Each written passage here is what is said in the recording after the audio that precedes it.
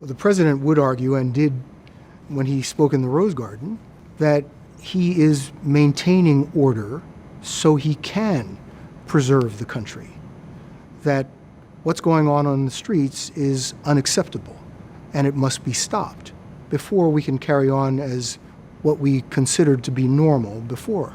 Well, unfortunately, it's hard to credit the president with wanting to bring order when he engages in such inflammatory rhetoric, right? Since the killing of George Floyd, the unjustifiable, awful killing, the video that all of us saw, many people called for the president to speak, to offer words of comfort.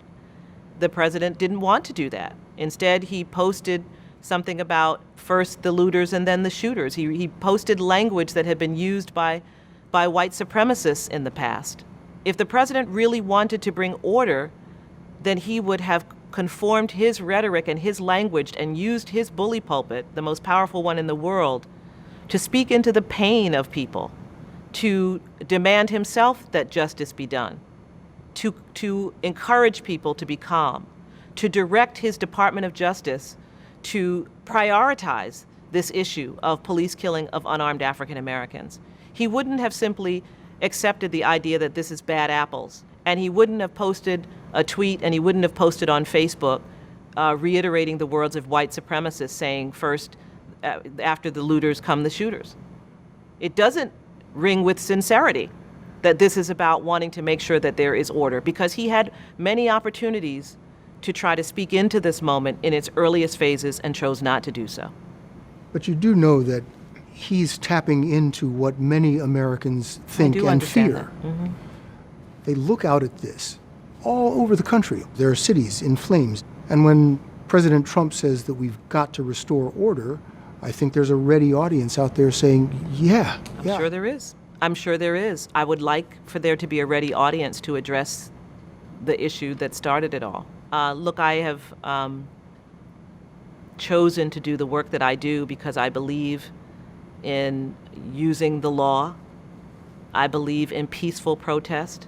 We have represented protesters over decades and decades and decades, and we support peaceful protest. And it pains me to see people so angered and so enraged that some of them, and certainly not all, and certainly not the majority, are behaving the way some are behaving. It hurts me deeply.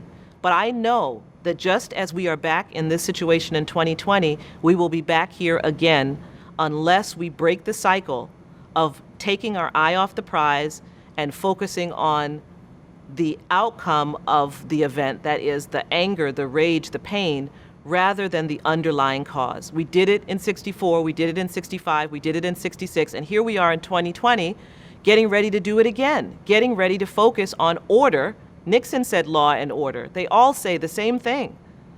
And the result is that we turn our eye away from the project of addressing the issue that will make this happen again, even if you gas all these communities, even if you arrest hundreds of people and thousands of people, even if you do all of that, we will be back here again.